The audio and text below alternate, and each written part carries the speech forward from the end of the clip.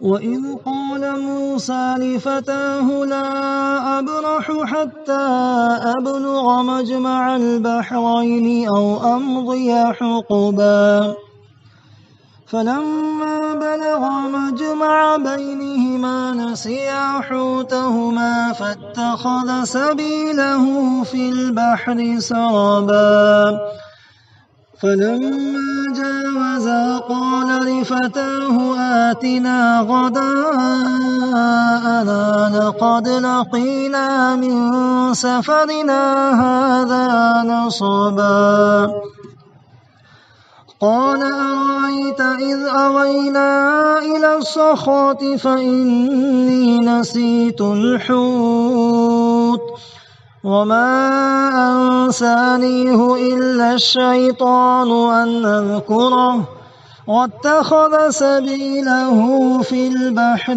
عجبا قال ذلك ما كنا نبغي فارتدا على آثارهما قصصا فوجدا عبدا من عبادنا آتيناه رحمة من عندنا وعلمناه من لدنا علما قال له موسى هل أتبعك على أن تعلمني مما علمت رشدا قال إنك لن تستطيع معي صبرا وكيف تصبر على ما لم تحط به خبرا قال ستجدني إن شاء الله صابرا ولا أعصي لك أمرا قال فإن اتبعتني فلا تسألني عن شيء حتى أحدث لك منه ذكرا فانطلقا حتى إذا ركبا في السفينة خرقها قال خرقتها لتغرق أهلها لقد جئت شيئا إمرا قال ألم أقل إنك لن تستطيع معي صبرا قال لا تؤاخذني بما نسيت ولا ترهقني من أمري عسرا فانطلقا حتى إذا لقيا غلاما فقتله قال قتلت نفسا زكية بغير نفس لقد جئت شيئا نكرا قال ألم أقل لك إنك لن تستطيع معي صبرا قال إن سألتك عن شيء بعدها فلا تصاحبني قد بلغت من لدني عذرا فانطلقا حتى إذا أتيا أهل قرية استطعما أهلها فأبوا أن يضيفوهما فوجدا فيها جدارا يريد أن ينقض فأقامه قال لو شئت لاتخذت عليه أجرا قال هذا فراق بيني وبينك سأنبئك بتأويل ما لم تستطع عليه صبرا أما السفينة فكانت لمساكين يعملون في البحر فأردت أن أعيبها وكان وراءهم ملك يأخذ كل سفينة غصبا وأما الغلام فكان أبواه مؤمنين فخشينا أن يرهقهما طغيانا وكفرا فأردنا أن يبدلهما ربهما خيرا منه زكاة وأقرب رحما وأما الجدار فكان لغلامين يتيمين في المدينة وكان تحته كنز لهما وكان أبوهما صالحا فأراد ربك أن يبلغا أشدهما ويستخرجا كنزهما رحمة من ربك وما فعلته عن أمري ذلك تأويل ما لم تسطع عليه صبرا صدق الله العظيم. الحمد لله وكفى وسلام على عباده الذين اصطفى أما بعد.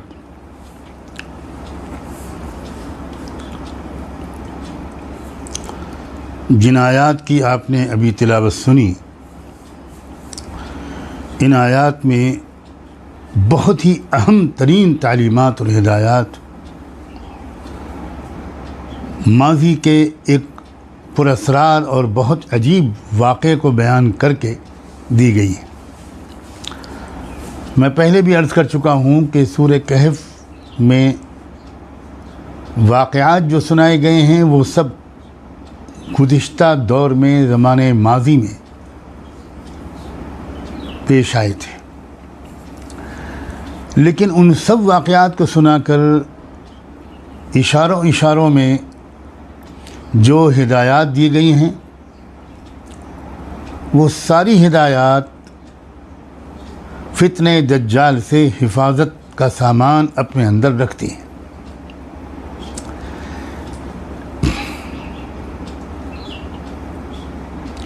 और इन्हीं हिदायत और इशारों में जो हिदायत दी गई हैं उन्हीं की वजह से सूरह कहफ़ के अंदर ये तासीर पैदा हुई है कि वो फितने दज्जाल से हिफाजत का यकीनी सामान अपने अंदर रखती है। या दूसरे लफ्ज़ों में यूँ कहिए कि ये कहा गया है कि जो फितने दज्जाल से अपने को महफूज रखना चाहे वो सूरह कहफ़ के इन मज़ामीन पर गौर करके उनसे सबक हासिल करे और उनके तकाज़ों पर अमल करे। उन मज़ामीन के ज़रिए से जो हिदायत दी गई हैं उन पर अमल करे, वो फितने दज्जाल से महफूज रहेगा। मैं पहले आयत का तर्जुमा पेश करता हूँ।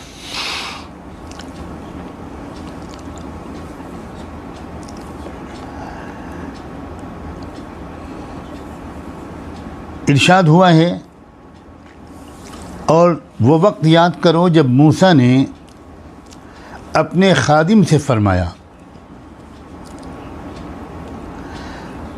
कि मैं बराबर चलता रहूँगा जब तक कि मैं उस मुकाम पर पहुँच जाऊँ जहाँ दो दरिया आपस में मिलते हैं, वरना मैं चलता ही रहूँगा।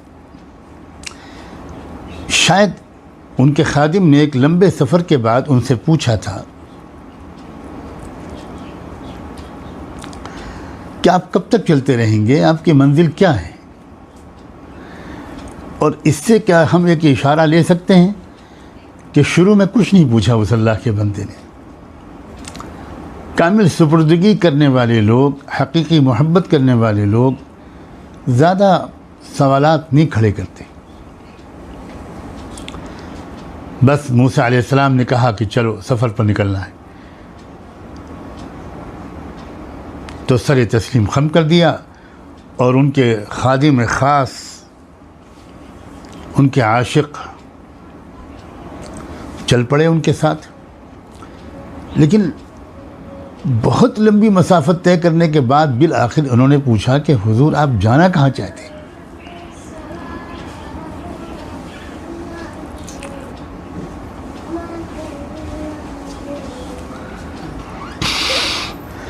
तब मूसा अलैहिस्सलाम ने जवाब में ये कहा था, देखो जहाँ दो दरिया आपस में मिलते हैं, जहाँ दो दरियाओं का संगम होता है, मैं वहाँ तक मुझको पहुँचना है।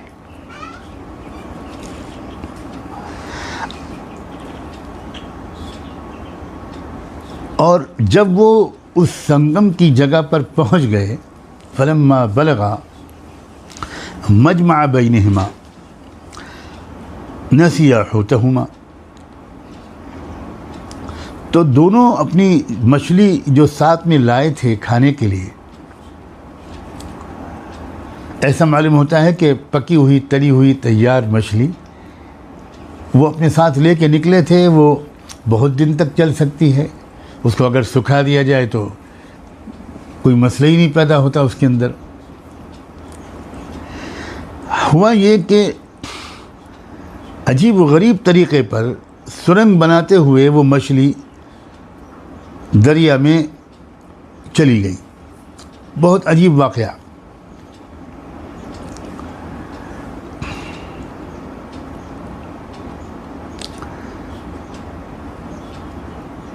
जब वो आगे निकल गए, फलम्मा जावज़ा, तो मूसा अलैहिस्सलाम ने अपने खादिम से कहा कि भाई अब ज़रा सा नाश्ता लाओ, आतिना गदाअना। इस लंबे सफ़र से तो हम अब तक बहुत थकान महसूस कर रहे हैं। लक़द लक़ीना मिन सफ़रिना हाज़ा नसबा। क़ाल अरअयत इज़ा वैना इला सख़रा। उनके खादिम बोले, अरे अरे अरे अरे, लीजिए, हम लोग जहाँ पर जब उस चट्टान के करीब ठहरे थे, तो मैं तो मछली का आपसे ज़िक्र करना बिल्कुल भूल ही गया। और सच्ची बात तो यह है कि मुझे तो यकीन है कि शैतान ने मुझे उसका आपसे तज़किरा करना भुला दिया। और हुआ ये था कि वहाँ उसी जगह पर जहाँ हम आराम करने के लिए ज़रा रुके थे, तो तली हुई मछली ने बड़े अजीब तरीक़े पर ज़िंदा होकर वो एक सुरंग जैसा रास्ता बनाकर वो तो चली गई समंदर में। मूसा अलैहिस्सलाम अब बोले, ज़ालिका मा कुन्ना नबग़ी, इसी की तो हमको तलाश थी। यानी वही मुकाम तो था जहाँ वो बुज़ुर्ग, वो शख्सियत हमको मिलेगी जिसकी तलाश में मैं निकला हूँ। वही मुकाम था, मुझे वही मुकाम बताया या दिखाया गया था। चुनांचे वो दोनों अपने कदमों के निशान पर उल्टे पांव वापस हुए।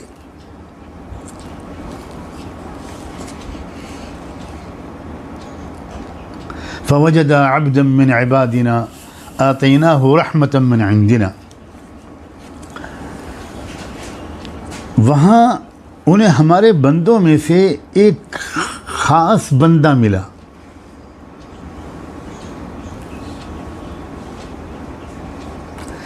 जिसको हमने अपनी खुसूसी रहमत और इनायत से नवाजा था। वअल्लमनाहु मिन लदुन्ना इल्मा, उसकी रोज़ी, उसकी परवरिश का सामान वो हमारे गैबी निज़ाम से उस तक पहुँचता था। यह है आतैनाहु रहमतन मिन इंदिना। और वअल्लमनाहु मिन लदुन्ना इल्मा, और अपनी तरफ से ही हमने बराह रास्त एक ख़ास इल्म तकवीनी, एक ख़ास किस्म का इल्म उसे अता किया था। अब मूसा अलैहिस्सलाम ने उस शख्सियत से गुजारिश की, हल अत्तबिउका अला अन तुअल्लिमनी मिम्मा उल्लिमत रुश्दा, क्या मैं आपके साथ रह सकता हूँ कि जो इल्म आपको सिखलाया गया है उसमें से आप कुछ मुझे भी सिखा दें, ताकि वो मुझे एक ख़ास तरह की सूझबूझ और समझ, गहरी समझ हासिल हो जाए। रुश्दा, जो ख़ास सूझबूझ की बातें आपको सिखाई गई हैं वो आप मुझे भी सिखा दें। क़ाल इन्नका लन तस्ततीअ मअई सबरा, उन्होंने जवाब में कहा कि रहने को तो आप मेरे साथ रह लो, लेकिन आप साथ रहकर बहुत सी बातें बर्दाश्त नहीं कर पाओगे और आप अपने को रोक नहीं पाओगे। वकैफ़ तस्बिरु अला मा लम तुहित बिही खुबरा, और ख़ुद उज़्र पेश करते हुए ये कहा कि उन बातों पर सब्र आप न कर सको, इस आप सब्र कैसे कर सकोगे जबकि सच्ची बात यह है कि उन बातों की हकीकत आपके इल्म में नहीं होगी।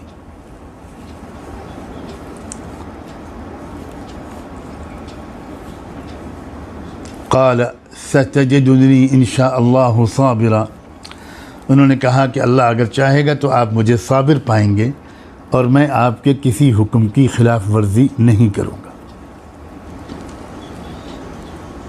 क़ाल फ़इन इत्तबअतनी, तो जवाब में उस बुज़ुर्ग शख्सियत ने यह कहा कि अच्छा अगर आप मेरे साथ रहना ही चाहते तो एक शर्त है, और वो शर्त यह है कि आप मुझसे किसी बात के बारे में किसी किस्म का कोई सवाल नहीं करेंगे, बिल्कुल पूछेंगे नहीं कुछ। जब तक मैं खुद न बताऊं तब तक आप कोई जल्दी उस बात की हकीकत को समझने के लिए कोई सवाल नहीं करेंगे, आपको सिर्फ इंतज़ार करना है।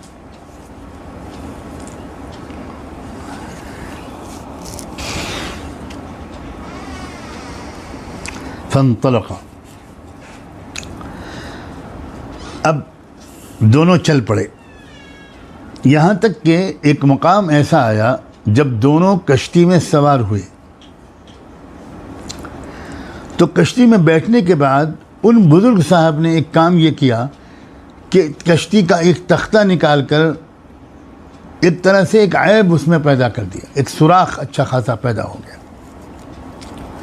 मूसा अलैहिस्सलाम से देखा नहीं गया और वो बोले, अरे आपने इसको इसलिए फाड़ दिया कि आप कश्ती वालों को डुबो दें, ये बेचारा मल्लाह जिसकी ये कश्ती है वो तो बेचारा हलाक हो जाएगा, डूब जाएगा। फिर वहाँ पर उन बुज़ुर्ग ने उनसे कहा, अलम अकुल इन्नका लन तस्ततिअ मई सब्रा, क्या मैंने पहले ही तुमसे ये बात नहीं कही थी कि तुम मेरे साथ सब्र नहीं कर पाओगे। अब मूसा अलैहिस्सलाम को अपनी गलती का एहसास हुआ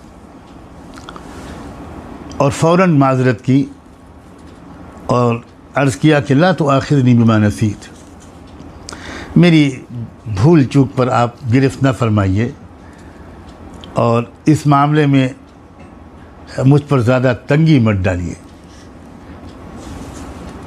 ठीक है।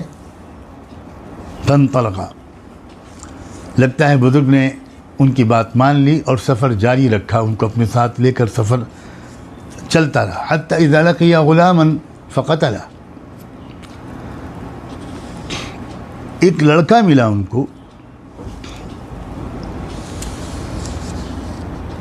तो उन्होंने अचानक उस लड़के को कत्ल कर दिया। अब फिर मूसा अलैहिस्सलाम की जो एक शरई गैरत थी और हमीयत थी वो जागी और उसने उनको बेचैन किया और फिर वो बोल पड़े कि एक बेगुनाह शख्स को आपने बग़ैर किसी जान के एवज़ मार डाला, ये तो आपने अजीब बड़ी नापसंदीदा काम किया आपने। क़ाल अलम अक़ुल लका इन्नका लन तस्ततिअ मई सब्रा, उन बुज़ुर्ग ने कहा कि मैंने आपसे कह नहीं दिया था, मैंने कह नहीं दिया था पहले कि आप मेरे साथ झेल नहीं पाओगे, निभा नहीं कर सकोगे। क़ाल इन सअलतुका अन शैइन बअदहा फला तुसाहिबनी, तो फिर उन्होंने कहा कि अगर इसके बाद मैं कुछ आपसे कुछ पूछूं तो बस फिर आप मुझे अपने साथ न रखिएगा। क़द बलग़त मिन लदुन्नी उज़्रा, अब तो वाकई आप मेरे सिलसिले में उज़्र की हद तक पहुँच चुके हैं, उज़्र की इंतहा को पहुँच चुके हैं। फंतलक़ा, ठीक है। फिर सफ़र उन्होंने आगे जारी रखा। अब इस बार ये हुआ कि चलते चलते वो एक ऐसी बस्ती वालों के पास पहुँचे जो उस वक्त के रिवाज के मुताबिक पहुँचे। तो उन्होंने क्या किया, उन्होंने बस्ती वालों से कहा कि भाई अब हमारे साथ खाने पीने के सामान जो था वो तो अब नहीं रहा, तो अब आप कुछ हमें खाना खिला दो। फस्ततअमा अहलहा फअबव अन युज़य्यिफ़ूहुमा, लेकिन उन लोगों ने उनको मेहमान बनाने से बिल्कुल साफ इनकार कर दिया। फिर उनके इस बुरे सलूक के बावजूद उन्हें नज़र आई एक दीवार जो बस गिरने वाली थी। तो वो बुज़ुर्ग जो थे वो ठहर गए और उन्होंने उस दीवार की मरम्मत करके या इशारे से उस दीवार को दुरुस्त कर दिया। तो फिर मूसा अलैहिस्सलाम बोल पड़े और कहने लगे कि आप चाहते तो इस काम पर उजरत ले सकते थे। यानी बस्ती वालों ने तो खाना भी नहीं खिलाया और आप दीवार की दुरुस्ती में लग गए। अब तो बिल्कुल जवाज़ था कि आप उनसे इसकी उजरत लेते। ऐसा क्यों नहीं किया आपने? तो जवाब में उन बुज़ुर्ग ने मूसा अलैहिस्सलाम से कहा कि बस बहुत हो गया, अब ये मेरी और आपकी जुदाई का वक्त है। अब मैं आपको इन बातों की हकीकत और इनका मकसद बताए देता हूँ जिन पर आप सब्र नहीं कर सके और जिनकी हकीकत को आप समझ नहीं सके। अब समझिए। कहा कि जहाँ तक कश्ती का ताल्लुक़ है तो कश्ती के बारे में जाने कि वो कुछ गरीब आदमियों की थी जो दरिया में उससे कमाई करते थे। लिमसाकीन यामलून फिल बहर फ़अरदतु अन अईबहा, मैंने चाहा कि इसमें कोई ऐब पैदा कर दूँ, क्योंकि उनके आगे जिधर कश्ती जा रही थी एक बादशाह था जो हर सही सालिम कश्ती को जबरन ज़ब्त कर लेता था। और जहाँ तक उस लड़के का सवाल है जिसको मैंने कत्ल कर दिया, तो सुनो, उसके वालिदैन मोमिन लोग थे। ईमान की जो पूरी तफसीलात हैं उसको याद रखिएगा ज़हन में कि वो अच्छे लोग थे, मोमिन लोग थे। लेकिन हमें ऐसा महसूस हुआ कि ये लड़का इन दोनों को भी आगे चलकर सरकशी और कुफ्र में फंसा देगा। युरहिक़हुमा तुग़याना व कुफ्रा।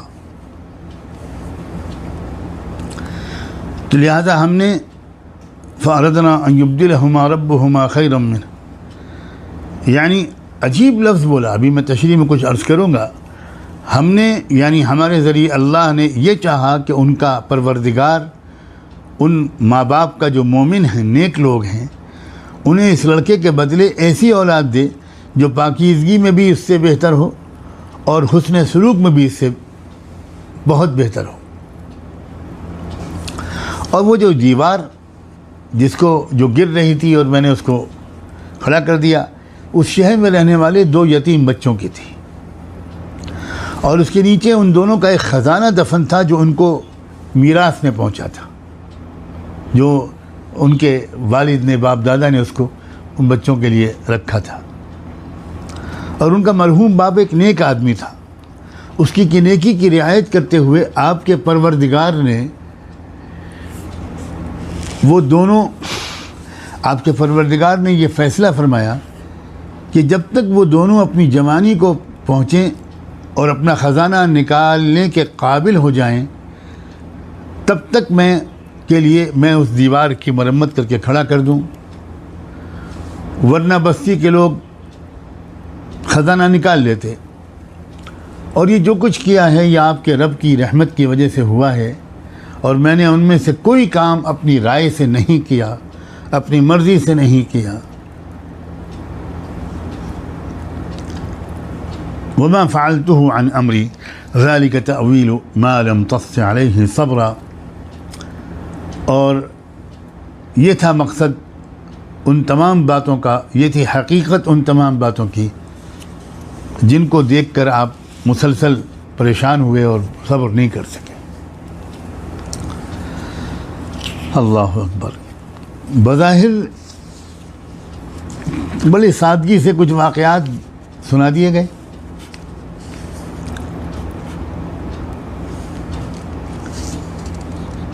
लेकिन अल्लाह की कसम खा के अर्ज़ करता है ये तालिब इल्म कि ऐसी ज़बरदस्त हिदायत इसमें दी गई हैं इस दौर के बारे में, हमारे और आपके दौर के बारे में।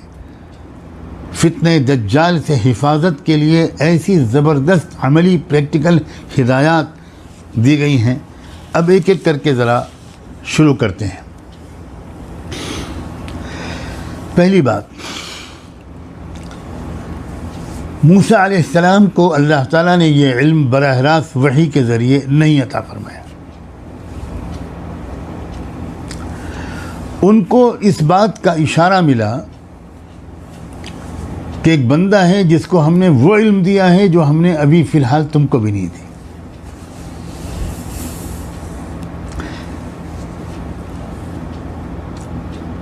तुम्हें उस बंदे के पास उसकी तलाश करते हुए जाना होगा। मूसा अलैहिस्सलाम ने इसके जवाब में ये नहीं अर्ज़ किया कि अल्लाह बहुत बड़ी ज़िम्मेदारी आपने मेरे ऊपर डाली है।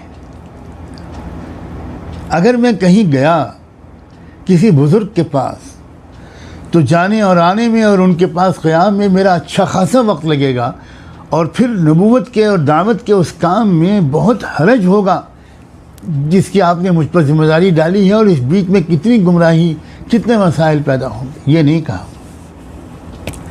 मूसा अलैहिस्सलाम समझते थे कि अब मैं किन लफ्ज़ों में उसको अदा करूं। बहुत मोहतात होना चाहिए इन मज़ामीन के बयान करने में। क्या महसूस हुआ था जो मूसा अलैहिस्सलाम को किस चीज़ की कमी महसूस हुई थी? ऐसा मालूम होता है कि मूसा अलैहिस्सलाम को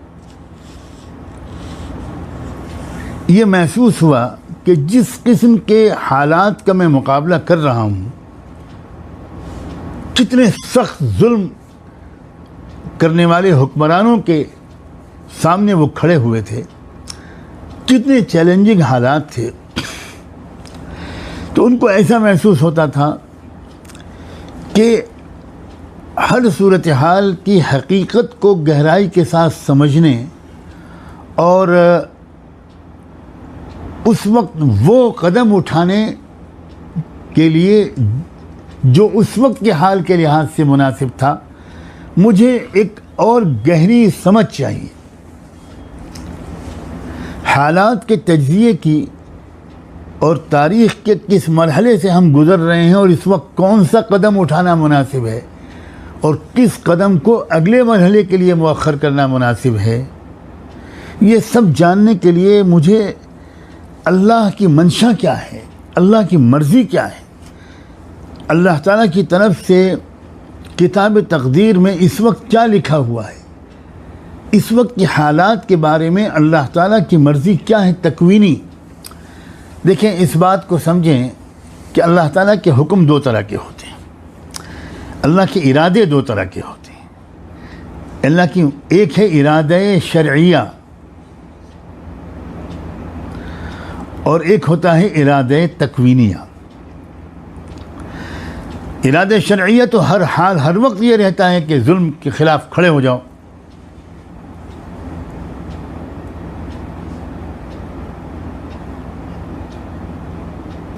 नज़्म आलम को बदलने के लिए जो कर सकते हो करो, ये तो इरादे शरइया है।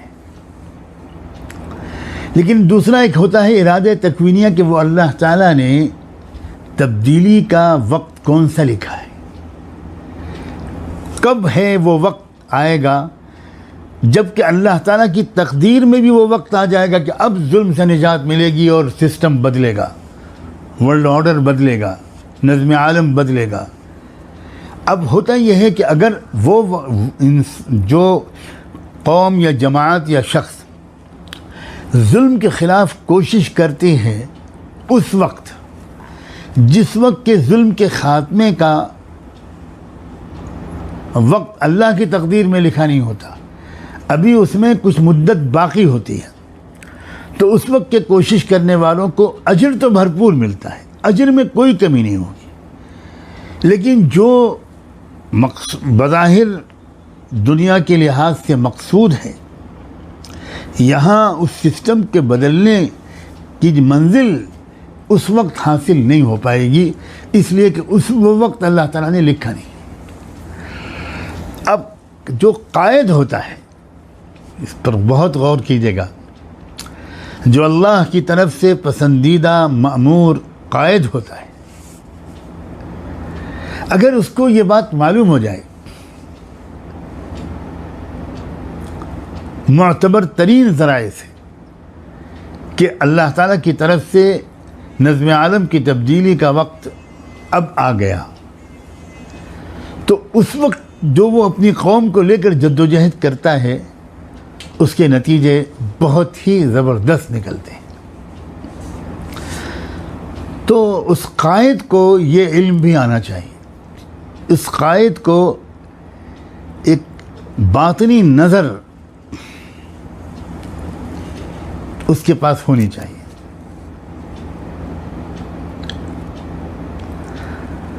अब अल्लाह ताला कभी ऐसा भी करते हैं कि जो अल्लाह ताला की तशरीई अहकाम का इल्म लेकर आते हैं और अल्लाह ताला क्या चाहते हैं, हुक्म क्या है अल्लाह का, जिस बंदे को वो आता हुआ उसी को वो भी आता हो जाता है कि उसको इरादे तकवीनिया का भी इल्म हो जाता है। और बहुत बसा औक़ात ऐसा होता है कि जो तकवीनी लाइन के जो उलूम वाले होते हैं, जिनको हम कभी रिजालुल गैब कह देते हैं, कभी अहले खिदमत कहते हैं, ये एक अजीब व गरीब किस्म का आमला है।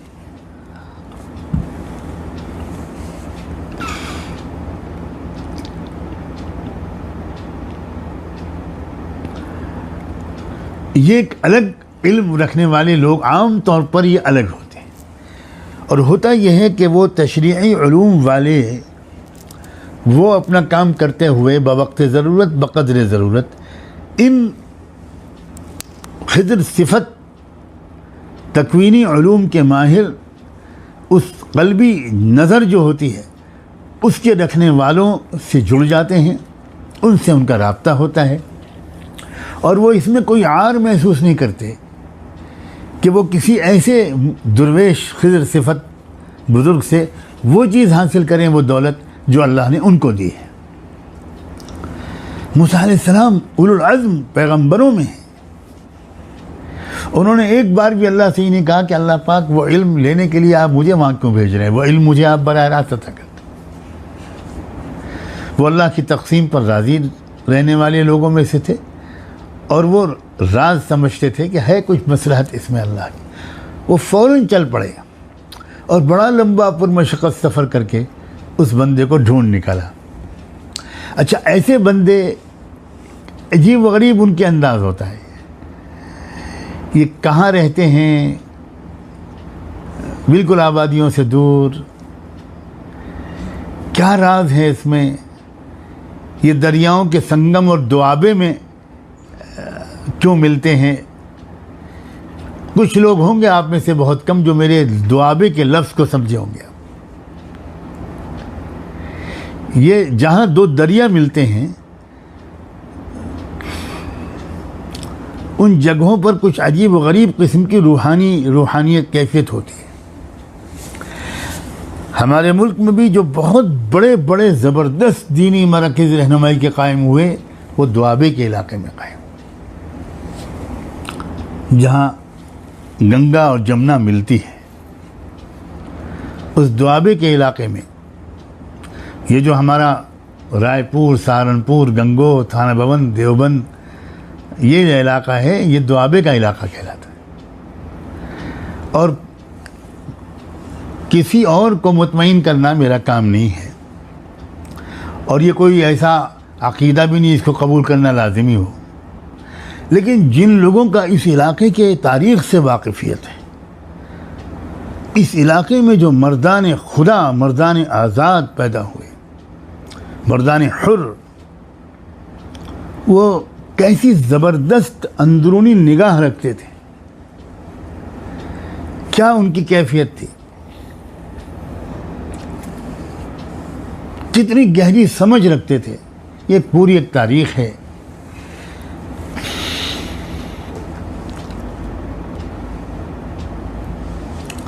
बहरहाल वो खुदा का बंदा मूसा अलैहिस्सलाम को दुआबे में मिला और उन्होंने अपने आप को तालिब इल्म के तौर पर पेश किया और एक लफ्ज़ बोला कुरान की ज़बान में, हल अत्तबिउका अला अन तुअल्लिमनी मिम्मा उल्लिमत रुश्दा, क्या मैं आपके साथ इस गरज से चल सकता हूँ कि रुश्द की जो बातें आपको सिखाई गई हैं वो आप मुझे भी सिखा दें। ऐसे मालूम होता है कि वक्त के तकाज़ों के मुताबिक किसी ख़ास किस्म की सूझबूझ और सलीक़े की ज़रूरत मूसा अलैहिस्सलाम को महसूस हुई और उसके लिए मूसा अलैहिस्सलाम ने अल्लाह ताला से कुछ दुआ मांगी, रहबरी हुई, इशारा हुआ और वो उस गहरी समझबूझ और सूझबूझ और रुश्द वाली शख्सियत की तलाश में वो निकले और बिल आखिर उस शख्सियत ने उनको वो रुश्द कैसे सिखाया, अमली तौर पर सिखाया, कोई लेक्चर नहीं दिया। अपने साथ रख कर उनको ये जो सूझबूझ है, ये जो गहरी समझ है, ये इल्म उनको बक़द्र ज़रूरत सिखाया। अब देखिए, जब लेकर चले उनको तो सबसे पहले कश्ती वाला वाक़या पेश आया। अब उन्होंने कश्ती में सुराख कर दिया। मूसा अलैहिस्सलाम को ताज्जुब हुआ, होना भी चाहिए था। पूछा उन्होंने कि ये क्या हुआ। अब मूसा अलैहिस्सलाम को क्या मालूम कि ये मेरी तरबियत हो रही है, तालीम हो रही है, ये मुझे कुछ सिखाने के लिए कर रहे हैं, मुझे कुछ राज बताने के लिए कर रहे हैं। अब बाद में उन्होंने जब बताया तो उसमें उन्होंने ये बात बताया कि देखो, समंदर पार या दरिया पार जो जिस शख्स की हुकूमत है, तारीख़ की तफसीर की किताबों से ये मालूम होता है कि उसके अपने किसी पड़ोसी मुल्क के साथ एक बहरी जंग चल रही है और तो उसको कश्तियों की, जहाज़ों की सख्त ज़रूरत है। तो उसने अपनी फ़ौज लगा रखी है साहिल पर कि जो कश्ती मिले उसको ज़ब्त कर लो बहक़ सरकार।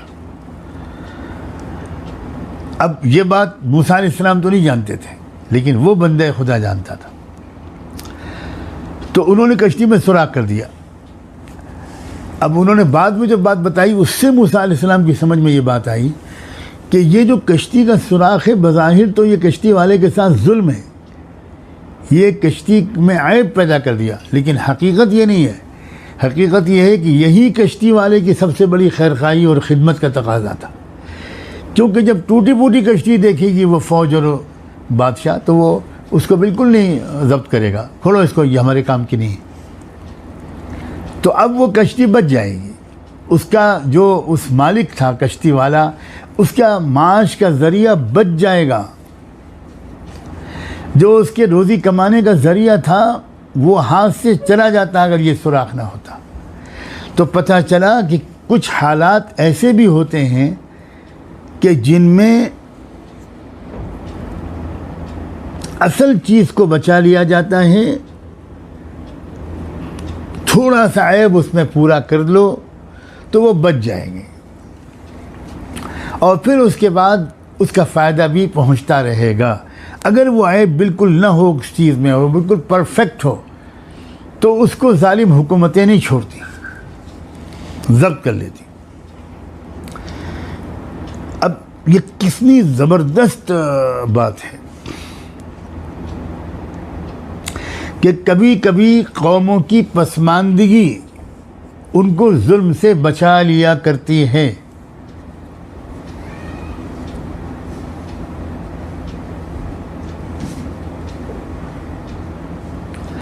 दूसरी बात,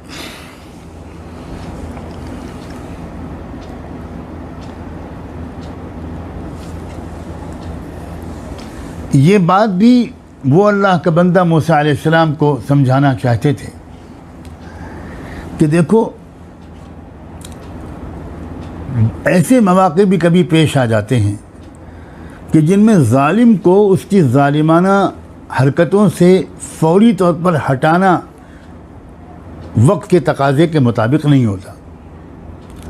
उन्होंने ये फ़ैसला नहीं किया कि चलो चल कर उस जालिम हुकूमत का तख्ता उलटते हैं। उस वक्त ये अमली तौर पर मुमकिन नहीं था। और अल्लाह ताला की ये दुनिया जो चलती है, अल्लाह ताला जो चलाते हैं, वो अपनी कुदरत के हिसाब से नहीं चलाते, वो आम ज़ाब्ता जो होता है उसके हिसाब से चलाते हैं। क्योंकि शरीयत जो आई है वो कुछ असहाब करामात के लिए नहीं आई है, सिर्फ मौजिज़ों वाले नबियों के लिए नहीं आई है। शरीयत आती है, दीन आता है आम लोगों के लिए। तो अल्लाह ताला इस दुनिया में दीन पर अमल करने का जो बोझ डालते हैं नबियों की उम्मतों पर, वो उनकी आम सलाहियत और आम हालात के हिसाब से डालते हैं। ऐसा नहीं कहते कि तुम करने वाली ज़ात मेरी है, तुम तो बस हमला कर दो, बस मैं कर दूंगा। ये नहीं उन्होंने मूसा अलैहिस्सलाम से कहा, ना खुद उन्होंने इस बारे में कोई इशारा किया, बल्कि उस गरीब आदमी को बचा लेना, उसके ज़रिए माश को बचा लेना उन्होंने उस वक्त का तकाजा समझा। अभी फ़िलहाल ये बहुत $1,000,000 किस्म की नसीहत है। कौमों की क़यादत जो की जाती है वो खाली जज्बातियत में नहीं की जाती, खाली तमन्नाओं के ज़रिए, विशफुल थिंकिंग के ज़रिए, और सही लफ्ज़ बोलूँ तो रोमांटिक अप्रोच के ज़रिए, रूमानी सोच जो होती है उसके लिए नहीं की जाती। याद रहे कि इस किस्म की सूझबूझ के लिए खिज़र सिफत अल्लाह वालों से राब्ता ज़रूरी होता है, उनसे दरियाफ़्त करना ज़रूरी होता है।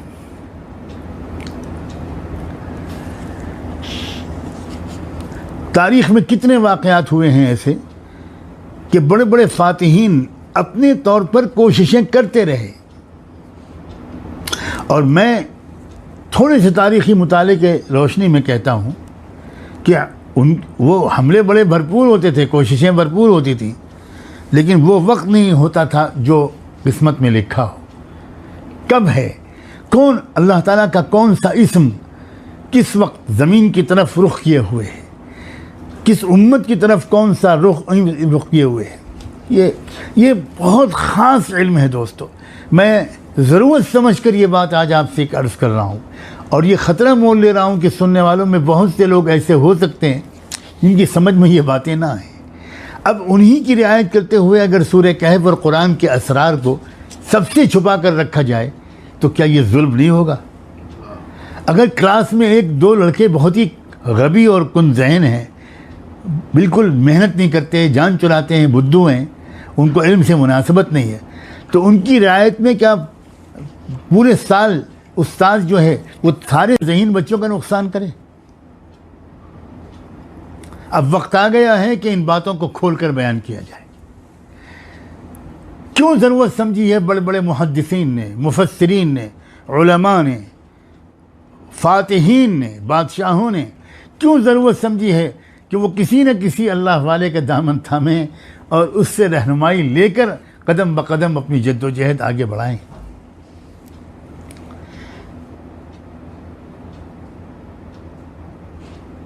सुल्तान महमूद गौरी गज़नवी से लेकर सुल्तान शहाबुद्दीन गौरी तक ज़रा प्लीज़ उनकी तारीख़ पढ़िए।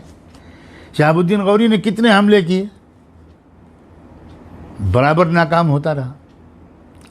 फिर शायद कुछ बात उसकी समझ में आई और फिर उसने चिश्ती सिलसिले के बहुत अजीम मशाइख का दामन थामा, उनसे राब्ता कायम किया और उन्होंने कहा कि बेटा जब मैं कहूँ तब करना, अभी नहीं, अभी रुक जाओ।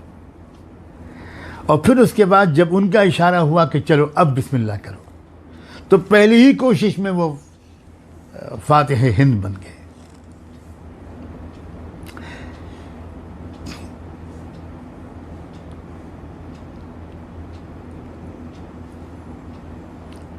तुर्की खिलाफत उस्मानिया कायम करने वाले लोगों और उनके जो बड़े थे, उनके वाक़यात में भी तो इस तरह की बातें आती हैं कि वो कोशिश करते थे और कामयाब नहीं होते थे, और उसके बाद उनको मिल गई है कुछ शख्सियतें, कुछ ऐसे लोग मिल गए जिनको वाकई जिनकी दिल की आंखें खुली हुई होती हैं।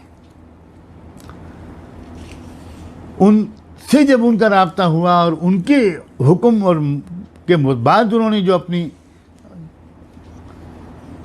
कोशिशें की, उनके नतीजे बिल्कुल कुछ और निकले। और इसकी तफसीलात बहुत हैं। टीपू सुल्तान की तारीख में भी ये बात मिलती है।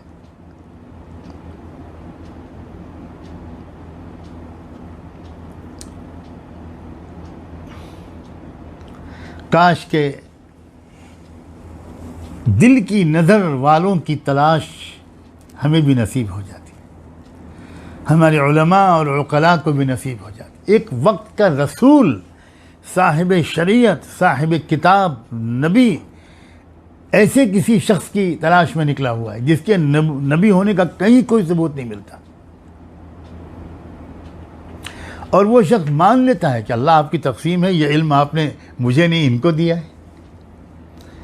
हमारे अकाबिर उलमाए देवबंद, मैं सारे हज़रात का एहतराम करता हूँ, लेकिन ये बात मैं कैसे न कहूँ कि हमारे अकाबिर उलमाए देवबंद का ये इम्तियाज़ होता था कि वो बहुत बड़े मुफस्सिर, मुहद्दिस और बहुत बड़े आलिम बल्कि अल्लामा होने के बावजूद इसकी ज़रूरत महसूस करते थे कि भाई कोई दिल की नज़र वाला चाहिए। क्यों इमाम गज़ाली रहमतुल्लाह अलैह को मेरे नौजवानों को ज़रूरत महसूस हुई थी? पढ़ो उनकी तारीख़। इमाम गज़ाली अपने वक्त के शायद सबसे बड़े आलिम थे और पूरी दुनिया इल्म पर छाए हुए थे। जामिया निज़ामिया बगदाद में जिस यूनिवर्सिटी के वो चांसलर थे, पूरी दुनिया इस्लाम का सबसे बड़ा इल्मी मरकज़ था,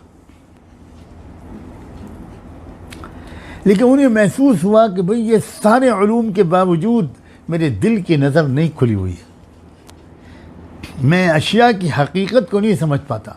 बहस करता हूँ, दलाइल देता हूँ, बहुत शानदार किताबें लिखता हूँ, दर्स देता हूँ। फिर वो तलाश में निकले और सब जानते हैं कि उनको अल्लाह का एक खिज़र सिफत बंदा मिल गया।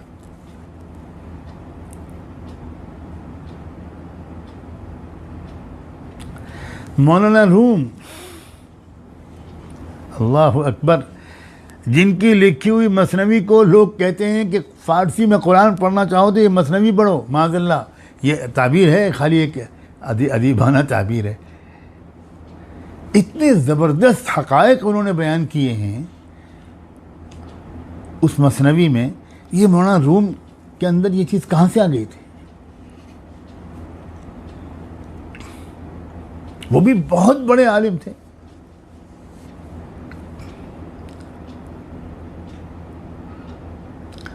तुर्की का एक शहर उनकी वजह से पूरी आलम इस्लाम का इल्मी मरकज़ बना हुआ था।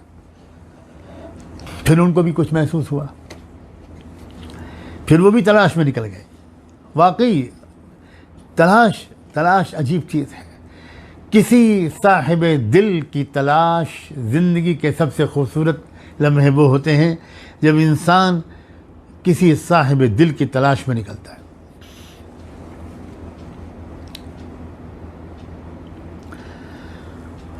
मैं ये बात शायद दरमियान में ही कह दूं, बेचैन हो रहा हूं कहने के लिए कि फित्ने दज्जाल के दौर में इंसानों का ज़ौक़ इस कदर बिगड़ जाता है कि वो ऐसे किसी इल्म और साहिब इल्म ही का इनकार करने लगते हैं। वो कहते हैं हमें कोई ज़रूरत नहीं, सब किताबों में लिखा हुआ है।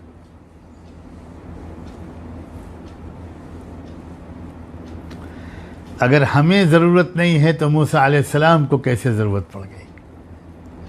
कितनी बड़ी गलतफहमी है ये। और फिर ये हजरात जो होते हैं ये कोई दुरूस नहीं देते, लेक्चर नहीं देते, बयानात नहीं करते, ये तो अजीब गरीब पुरअसरार अदाओं से सब कुछ सिखा देते हैं। सीखने वाला चाहिए। चुनांचे ये जो सबक दिया उन्होंने, मूसा अलैहिस्सलाम शायद इसी किस्म के सबकों की तलाश में निकले थे। ये सबक दिया कि फ़िलहाल उस जालिम के ख़िलाफ़ जद्दोजहद करने के बजाय इस मज़लूम को उसके जुल्म का पूरी तरह शिकार होने से बचा लेना ये वक्त का काम है। मैं फिर दोहराता हूँ हज़रत मौलाना इलियास रहमतुल्लाह अलैह की ताबीर को। वो कहा करते थे, इल्म कहते हैं अम्र हाल को जानना। अल्लाह ताला के अहकाम अलग अलग वक्त में बदलते रहते हैं। ज़ोहर के वक्त में अल्लाह का हुक्म असर पढ़ने का नहीं होता, ज़ोहर पढ़ने का होता है। अब अगर कोई शख्स ज़ोहर के वक्त में असर पड़ने लगे और जब उससे कहा जाए कि ये असर का वक्त नहीं है तो वो कहे कि आप अल्लाह ताला के पूरे दीन पर अमल नहीं करते, आप मुझे रोकते हो अल्लाह ताला के बाद अहकाम पर अमल करने से, आपने तो दीन के एक हिस्से को लिया हुआ है। अरे मेरे प्यारे, असर का वक्त जब शुरू हो जाएगा तब हुक्म असर आएगा, तब असर पढ़ना, अभी नहीं पढ़ सकते। इसी तरह उलट कर भी आप समझिए कि इशा के वक्त में ज़ोहर पढ़ना ये भी गलत है। अम्र हाल को समझो, इस वक्त अल्लाह ताला का हमसे क्या हुक्म है। ये बात जब हक़ और बातिल की जद्दोजहद होती है और इंसाफ और जुल्म की लड़ाई और टकराव होता है तो उस वक्त इस इल्म का जानना कायद के लिए बहुत ही ज़रूरी होता है कि जुल्म के ख़िलाफ़ जद्दोजहद का ये कौन सा मरहला है, इसमें हमको क्या करना है। इसमें हमको ताइफ वाला अंदाज़ इख्तियार करना है, हमको गार सौर वाला अंदाज़ इख्तियार करना है, हमको शैब अबी तालिब वाला अंदाज़ इख्तियार करना है, या हमको मदीने मुनव्वरा पहुँच कर मीसाक़ मदीना जिस तरह अल्लाह के रसूल ने सबके साथ मुआहदात किए थे वो स्टेज है, या बदर में मुकाबला करना है, या वहद में दिफा करना है। अलग अलग स्टेजेस हैं और मैं कह सकता हूँ कि 50 स्टेजेस हो सकते हैं। और पूरी मोहम्मद रसूलुल्लाह का सीरत का एक बहुत बड़ा मौजज़ा ये है कि सिर्फ 23 साल के अरसे में वो तमाम स्टेजेस अल्लाह ताला ने गुजार दिए जो क़यामत तक आने वाली क़यामत तक उम्मत को दरपेश होंगे जो मरहले। तो हर मरहले में उम्मत की क़यादत करने वाले लोगों की ज़िम्मेदारी है कि वो इस बात को समझें कि हमारे मौजूदा हालात और इस मरहले में जिसमें हम हैं इस मरहले में अल्लाह ताला की कौन सी हिदायत हैं जिन पर हमको इस वक्त अमल करना है और वो कौन सी हिदायत हैं जिनके लिए हमको थोड़ा इंतज़ार करना है। मैं इस नाजुक मजमून की वजाहत के लिए एक आयत कुरान की पेश करता हूँ। सूरह बकरा में इरशाद फरमाया, वद्द कसीरुम मिन अहलिल किताब लौ यरुद्दूनकुम मिन बअदि ईमानिकुम कुफ्फारा हसदन मिन इंदी अनफुसिहिम मिन बअदि मा तबय्यन लहुमुल हक़्क़ फ़अफ़ू वस्फ़हू हत्ता यअती अल्लाहु बिअम्रिही इन्नल्लाहा अला कुल्लि शैइन क़दीर। मदीने मुनव्वरा में सूरह बकरा जब नाजिल हो रही है तो उस वक्त ये आयत नाजिल हुई है और हालात की मंजर कशी करते हुए अल्लाह ताला ने इरशाद फरमाया, वद्द कसीरुम मिन अहलिल किताब, अहले किताब की बड़ी तादाद ए ईमान वालों तुमको फिर से मुर्तद बनाने की कोशिश कर रही है। अब ये उस वक्त की साजिशों का तज़किरा किया है अल्लाह ने। अब तुमको क्या करना है इन साजिशों के मुकाबले के लिए, इन साजिशों के जवाब में फरमाया फ़अफ़ू वस्फ़हू, माफ़ करते रहो, नज़रअंदाज करते रहो। अब ये उस वक्त का हुक्म है, अम्र हाल है। उन हालात में जिन हालात में ये आयत नाजिल हो रही उस वक्त हिदायत है कि अभी टकराव मत करना, अभी मैदान में निकल कर मुकाबला मत करना। तो कब तक के लिए फरमाया, हत्ता याती अल्लाहु बिअम्रिही, जब अल्लाह ताला तुम अगला हुक्म ले आए तब तक के लिए तुमको यही हिदायत है। ये आयत इस बात की सरी दलील है और इस तरह की बहुत सी आयत कुरान में हैं कि जिसमें इज्तिमाई जद्दोजहद अलग अलग मरहलों में अलग अलग तरीक़े से की जाती है, की जानी चाहिए, ये बात सिखाई गई है। हज़रत मौलाना इलियास जो कहते थे अम्र हाल को जानना यह इल्म है, यानी अल्लाह ताला इस वक्त हमसे क्या चाहते हैं। इनफिरादी ज़िंदगी में भी अम्र हाल को जानना इल्म है। अब शादी होने जा रही है आपकी, तो अब उस वक्त आपके लिए इस इल्म का हासिल करना ज़रूरी है कि निकाह, पैगाम, निकाह और निकाह के बाद जो कुछ भी होता है उसके अहकाम क्या हैं, उस वक्त आपके लिए इल्म हासिल करना फ़र्ज़ ऐन हो जाता है।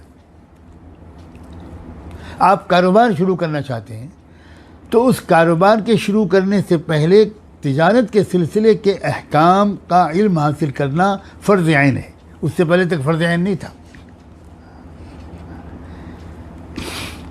ये इनफरादी ज़िंदगी की दो एक मिसालें हुई, और इज्तिमाई ज़िंदगी पर तो मैं इतनी देर से बात ही कर रहा हूँ। तो ऐसा अंदाज़ा होता है, हमारे पास उलमा ने लिखा है, मैं आपको इबारत पढ़ के सुनाता हूँ। हज़रत मौलाना मुनाज़िर हसन गिलानी ने जो सूरह कहफ और फितने दज्जाल के ताल्लुक़ पर जो पूरी किताब लिखी है, उसमें एक जगह पर वो लिखते हैं कि कश्ती वाली नमूने से ये बताना और समझाना मकसूद था कि ऐसे मौक़े भी कभी पेश आ जाते हैं जिनमें ज़ालिम को उसकी ज़ालिमाना चीरादस्तियों से हटाने के दर पे हो रहा वक्त के तकाज़े के मुताबिक नहीं होता। मुकम्मल इनक़िलाब बर्पा करना ये उस वक्त के तकाज़े के मुताबिक नहीं होता, बल्कि ऐसे ज़माने में मसलहत का तकाज़ा यही होता है कि ज़ालिम अपनी ज़ालिमाना कार्रवाइयों का निशाना जिस चीज़ को बनाना चाहता हो उसी को बचा लिया जाए। बस इतना किया जाए कि उसमें कुछ अगर बचाने के लिए उसमें कुछ नक्स और ऐब अगर पैदा करना ज़रूरी हो तो क़स्दन पैदा कर दिए जाएं, जिनकी वजह से उस ज़ालिम की नज़र से वो चीज़ ही बेकीमत होकर हट जाए और वो चीज़ बाकी रह जाए, और जो काम उससे निकल रहा था वो काम भी जारी रहे।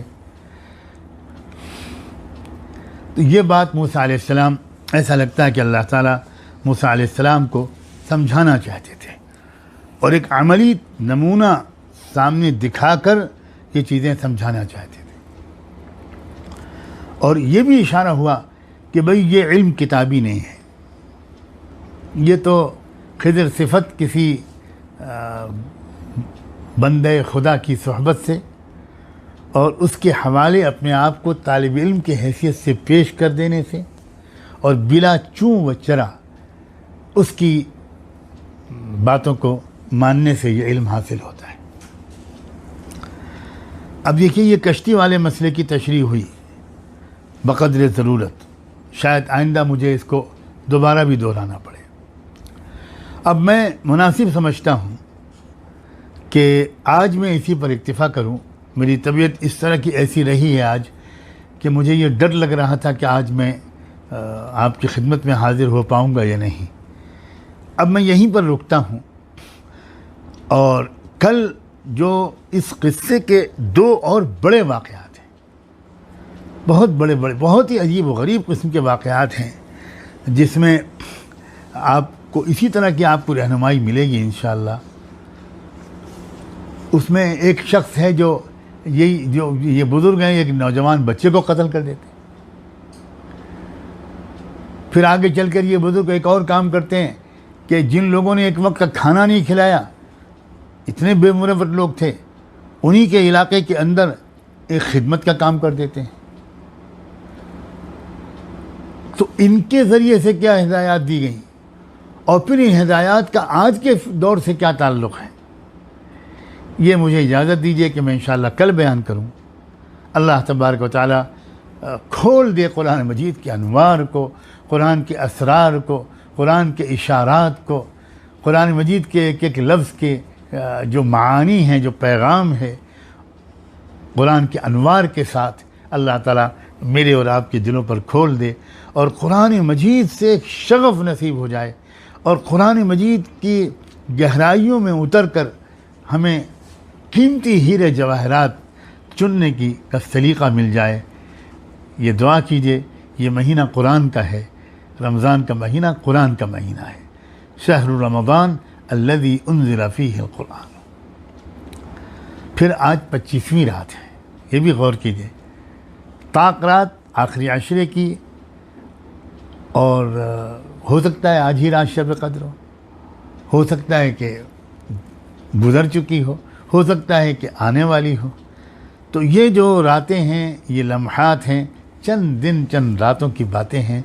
ज़रा कमर कस लीजिए, हिम्मत से काम लीजिए और इन रातों में ख़ास तौर पर और दुआओं के साथ, मग़फ़िरत की दुआओं के साथ ये ज़रूर दुआ मांगिए कि अल्लाह कुरान मजीद के उलूम को हमारे ऊपर खोल दे, और ये दुआ ज़रूर कीजिए कि फ़ित्ने दज्जाल और उसके तमाम मुहलिक असरात से हमको और हमारे पूरे ख़ानदानों को, हमारे बच्चों को महफूज फरमा। व आखिर दावाना अनिल हम्दु लिल्लाहि रब्बिल आलमीन। दुआ के लिए हाथ उठाइए। अल्लाहुम्मा सल्लि अला सय्यिदिना मुहम्मद व अला आलि सय्यिदिना मुहम्मदिन व बारिक वसल्लम। अल्लाह आपने कुरान जैसी नेमत अता फरमाई। अल्लाह अपनी आपकी ये सिफ़त है। ए रब्ब करीम, ए अल्लाह हमने कुरान की बिल्कुल नाकदरी की है। हम में से बहुत से तो कुरान को पढ़ते भी नहीं और जो पढ़ते हैं वो भी समझते नहीं। ए अल्लाह, आज की रात में अल्लाह जो आखिरी अशरे की ताक रात है, अल्लाह हम आपसे आज अब तक जो हमने कुरान की नाकदरी की है उस पर माफ़ी मांगते हैं और आज से हम आपसे ये मांगते हैं तौफ़ीक़ कि अल्लाह हमको कुरान की तिलावत करने वाला बना, कुरान मजीद को समझने की कोशिश करने वाला बना। ए रब्ब करीम, फितने दज्जाल से हमको बचा लीजिए। अल्लाह फितने दज्जाल की हकीकत हमको समझा दीजिए, उससे बचने की तदबीरें ए अल्लाह इख्तियार करने की हमको हिम्मत दे दीजिए। ए रब्ब करीम, ए अल्लाह, ए अल्लाह, ए अल्लाह, जब शब क़द्र होती है तो ए अल्लाह मलाइका उतरते हैं, जिब्रील अमीन उतरते हैं। ए अल्लाह, ए अल्लाह, एक एक साहिब ज़िक्र से एक एक शख्स से मुसाफ़ा करते हैं। एक रूहानियत मुंतकिल करने का गालिबन आपकी तरफ से ये नज़म होता है। ए रब्ब करीम, अपने करम से हमें भी उन खुशनसीब बंदों और बंदियों में शामिल फरमा लीजिए। बारे इलाहा, कसूरवार हैं, छोटा मुँह बहुत बड़ी बात मांग रहे हैं। अल्लाह हमें अता कर दीजिए, माफ़ कर दीजिए, तक़वा दे दीजिए, अपना नेक बंदा और बंदी हमें बना लीजिए। ए अल्लाह, हमें माफ़ कर दीजिए। ए अल्लाह, नफ्स शैतान की ग़ुलामी से हम तंग आ चुके हैं। आफ़ियत के साथ हमको छुटकारा अता फरमा, हमको नजात अता फरमा। ए रब्ब करीम, हमारे आबा व अजदाद में से जो लोग भी ईमान का कोई ज़र्रा लेकर आपके हुजूर में हाजिर हो चुके, बारे इलाहा उनकी मुकम्मल मग़फ़िरत फरमा दीजिए, मग़फ़िरत फरमा दीजिए, मग़फ़िरत फरमा दीजिए। लुत्फ़ व करम का ख़ास मामला कर दीजिए। और ए अल्लाह, ए अल्लाह, हम सबको ईमान कामिल अता फरमा। जब तक आप दुनिया में हमको ज़िंदा रखने का फ़ैसला कर रहे हैं, ए अल्लाह, ईमान के साथ रखिएगा, नेक आमाल की तौफ़ीक़ के साथ रखिएगा, तमाम फितनों से हिफाजत के साथ रखिएगा और आफ़ियत के साथ रखिएगा। ए अल्लाह, जब वक्त मौऊद आ जाए हमारी आपके पास हाज़िरी का, ए अल्लाह, ए अल्लाह, आसान मौत देकर ईमान कामिल पर अपने पास बुला लीजिएगा और बग़ैर हिसाब किताब माफ़ करके जन्नत में भेज दीजिएगा। रब्बना आतिना फ़िद दुनिया हसना व फ़िल आखिरति हसना व क़िना अज़ाबन नार व सल्लल्लाहु तआला अला खैरि ख़ल्क़िही सय्यिदिना मुहम्मद व अला आलिही व सहबिही अजमईन बिरहमतिका या अरहमर राहिमीन।